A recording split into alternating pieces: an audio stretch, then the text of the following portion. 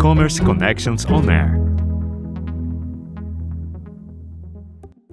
Olá, sejam bem-vindas e bem-vindos ao 7º episódio do Commerce Connections On Air. Eu sou André Castro, apresentador, publicitário e especialista em conteúdo para live marketing, e que bom estar aqui com vocês em mais um episódio, viu? Preciso começar confessando a vocês que eu nunca tinha comprado bens de consumo em canais digitais antes da pandemia. Alimentos frescos mesmo, como carnes, vegetais. E eu sinto que essa necessidade é que me levou a tomar a decisão. Naquele primeiro momento em que nos vimos coagidos, e com as saídas de casa super controladas, nós fomos transformando esses hábitos de consumo e eu passei então a comprar em canais digitais e confesso que tô adorando.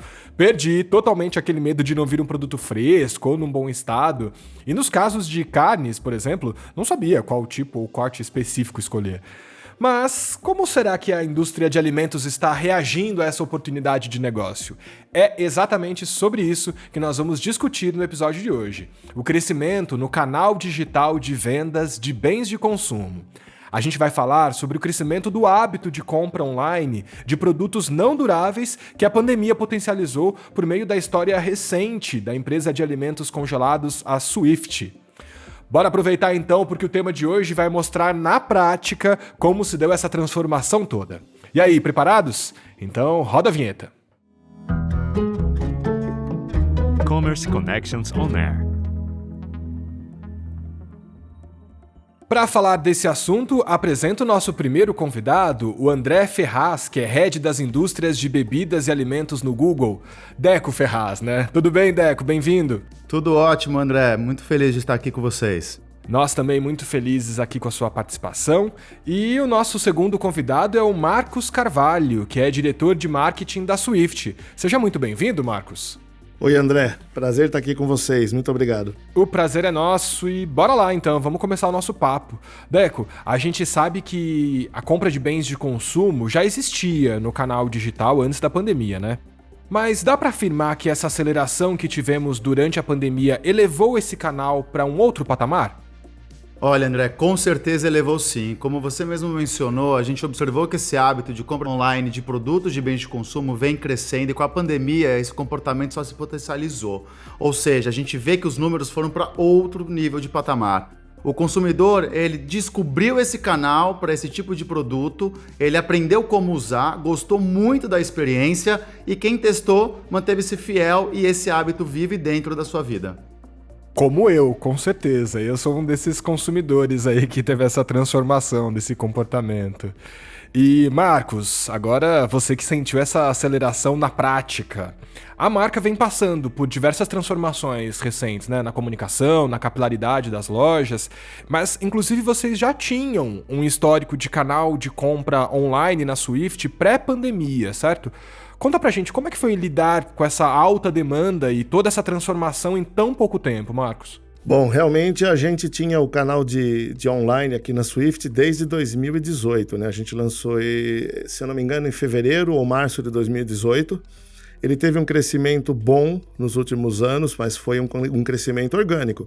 A partir daquele março do ano passado, né, onde você teve o lockdown decretado, a gente experimentou um crescimento abrupto, né? Em termos de tamanho, a gente está falando aí de 10 vezes o que a gente tinha num pedido diário, a gente multiplicou. Isso trouxe uma série de desafios para a gente. Logística, né? Você não conseguia fazer a entrega no ritmo adequado. Isso levou a consumidores mais ansiosos, porque ou atrasava a entrega não chegava apropriadamente. E isso desagou também no nosso saque, né, que é o Swift Resolve, que a gente tinha uma estrutura muito pequena. Então a gente teve que não só criar soluções da noite para o dia, mas trocar, como eles dizem, a roda do carro enquanto ele anda, porque ao mesmo tempo a gente não queria parar e não paramos a operação em momento algum. Então foi uma transformação bastante radical para a gente.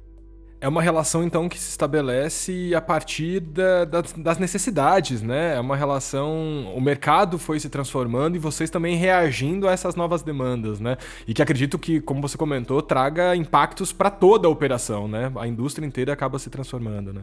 Exatamente. Muito bom. Ô Deco, e um dos pontos mais interessantes que a gente foi notando nesse crescimento do e-commerce para os bens de consumo é justamente essa relação direta entre a indústria e o consumidor, né? Como o Marcos está apresentando aqui pra gente, essa transformação que a Swift também vem passando, né?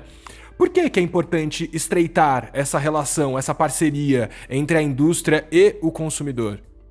Olha, André, as marcas da indústria de bens de consumo sempre souberam da importância de criar um canal direto com seus consumidores, visando criar e construir as melhores experiências com seus produtos e serviços. Com a pandemia e com o lockdown, a gente viu uma aceleração do canal de venda da indústria de bens de consumo, e com isso eles entenderam como esse canal poderia ganhar um protagonismo na relação e no entendimento da jornada do consumidor. Esse modelo de direct to consumer é muito importante porque as marcas conseguiram entender no seu canal próprio qual é a jornada dos consumidores, quais são as expectativas que eles têm e com isso criar experiências cada vez mais personalizadas. E isso tem se tornado essencial como vantagem competitiva para ganhar e fidelizar clientes. E com certeza isso alavanca o crescimento dos negócios de toda a indústria.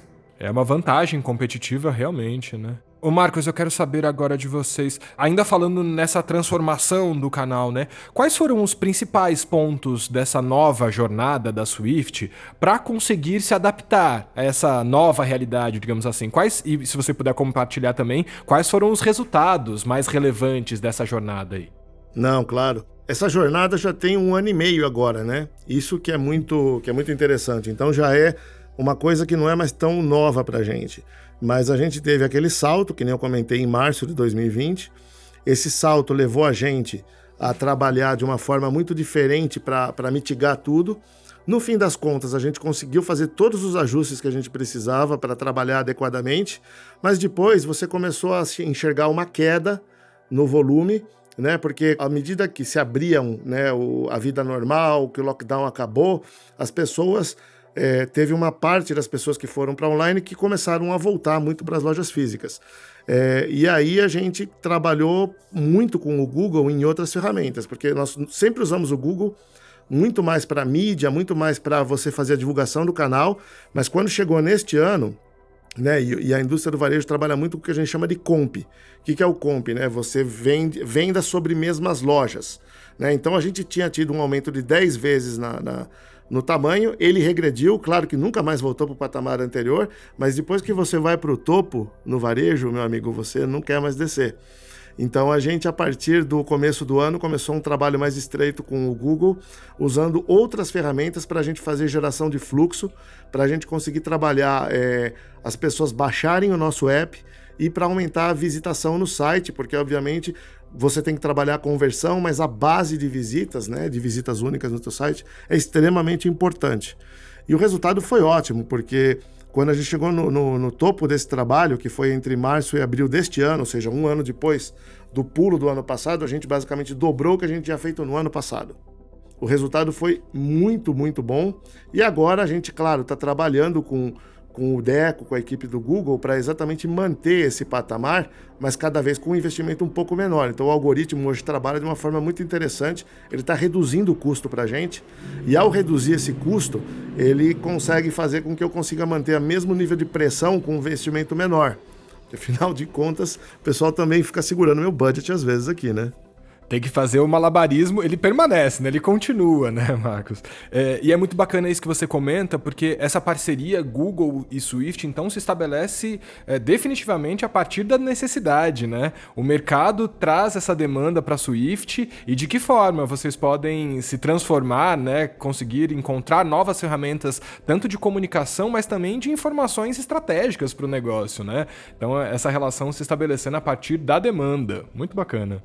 Senhores, passando aí já para o nosso último assunto do episódio de hoje, não tem como a gente não se perguntar também se esse crescimento, se essa mudança de comportamento é algo pontual ou demonstra uma tendência de comportamento contínuo, perene, digamos assim. Esses novos hábitos da compra dos bens de consumo todos. Deco, como é que fica daqui para frente? Você acha que é contínuo ou é algo desse comportamento durante e pós-pandemia? Olha, André, com certeza esse comportamento ele não é passageiro, ele veio para ficar. O hábito de compra de produtos de bebidas e alimentos, ele se consolidou, ele manteve um crescimento acelerado e positivo mesmo após o pico que a gente observou no segundo semestre de 2020. Como, por exemplo, houve um aumento expressivo de novos heavy users na categoria, chegando a 63% dos brasileiros comprando mais de 4 vezes alimentos online por trimestre, segundo uma pesquisa da Webshopper. Ou seja, a gente vê que o volume de compras online dessa categoria nos canais próprios digitais cresceu, continua crescendo e vem ganhando cada vez mais relevância no revenue share total do volume de vendas das suas marcas e produtos. Marcos, e para você, é perene ou é passageiro esses hábitos aí de compra nos canais digitais para bens de consumo? Não, eu não podia concordar mais com o Deco. Ele é perene, ele transformou realmente a forma como as pessoas compram online. E ele trouxe muitas novidades para a gente. Entre elas, por exemplo, você tem, e aí não é só com a Swift, né? O Deco talvez possa até depois complementar isso, mas o hábito de compra online sempre foi mais forte na faixa até 40 anos, 45 anos, mas você tinha uma resistência das pessoas mais velhas de fazerem a compra por uma série de inseguranças e tudo mais. Então, essas pessoas foram forçadas a experimentar a compra online e se deram bem, tiveram resultados bons, porque apesar de todos os desafios logísticos, todo mundo conseguiu fazer de alguma forma a entrega no ano passado, e essas pessoas ficaram aí também, foram retidas. E o outro ponto, né, é o desafio do e-commerce de alimentos, que sempre teve uma penetração muito baixinha dentro do e-commerce brasileiro, e porque as pessoas querem tocar o alimento, querem sentir o alimento, querem sentir cheiro, tem todos os 5 sentidos ali na compra do alimento. Mas a pessoa não teve escolha, ela teve que fazer uma compra de perecíveis, ela teve que fazer uma compra de carnes, e no fim das contas elas se deram muito bem. Na Swift, por exemplo, os nossos... as pessoas que a gente chama que fazem o pick-up, né, que pegam o produto, escolhem o produto para o cliente, elas pegam uma peça de churrasco e elas vão atrás do que o cliente quer. Por exemplo, uma picanha, ela tem que ter uma capa de gordura de um dedo, né, picanha de respeito, né? Um dedo ali, aquela picanha de 35 centímetros, não mais que isso, um negócio bem modulado. Então você manda a picanha para o cara que ele olha e fala, meu Deus, que coisa linda. Né? Você vai pegar uma fraldinha, você quer uma fraldinha linda, que ela não é toda amassada, ela vem sem gordura, limpinha, lindinha. Então, as pessoas que foram recebendo essas peças e foram ficando mais confiantes. Sem dúvidas, sou testemunha desse comportamento mesmo. Como eu comentei no começo do nosso episódio, assim, não tinha conhecimento de tipos de carne e cortes específicos, então ter essa venda consultiva, né, e numa plataforma tão fácil como aplicativo ou até mesmo através do site, definitivamente uma ferramenta e uma renovação mesmo nesse hábito de consumo, né? E, sem dúvidas, com muita confiança na entrega, como você comentou, né? Nesse padrão de qualidade ainda mais exigente, digamos assim, no canal digital, né? E para fechar, gostaria de pedir uma mensagem final para vocês. Marcos, compartilha com a gente quais foram os principais aprendizados que vocês tiveram após esse grande momento aí de transformação. Eu acho que aqui na Swift a gente teve, como já falamos aqui, um desafio muito grande, né? Teve um crescimento abrupto, a equipe toda trabalhou muito unida e no fim das contas eu acho que a gente teve um saldo muito positivo, né? Então, essa reação rápida, as parcerias adequadas que a gente fez para suprir aí os desafios, inclusive com o Google, uma das mais relevantes que a gente teve, elas deixaram para a gente um residual onde a gente tem um e-commerce hoje que é pelo menos 5 vezes, de 5 a 8 vezes maior do que ele era antes da pandemia, de uma forma sustentável. Então isso não tem preço, porque você cresce alguns anos em alguns meses. Então, no fim das contas, o resultado foi muito bom. A gente agora, obviamente, está trabalhando para melhorar isso ainda mais e tentar nos adequar a essa demanda, porque o consumidor está cada vez mais exigente. E aí a gente conta aí com o time do Deco, né? Coitado, que a gente liga para ele todo dia pedindo coisa, mas enfim, esse é o trabalho que a gente tem agora no dia a dia, da gente fazer a manutenção desse saldo tão positivo. Ligue sempre, né, Deco? Que Swift continue buscando sempre. E aí, Deco, para vocês, qual é a mensagem? Como foi esse período, esse processo de transformação? Olha, acho que pra gente o grande aprendizado é que a gente deve continuar focando em quem a gente sempre procurou focar, que é o entendimento do comportamento dos consumidores. E eu acho que dentro do que a gente acabou vivendo ano passado, a gente teve que trazer um novo olhar desses novos hábitos que eles começaram a viver, principalmente em se relacionar com a categoria de bebidas e alimentos.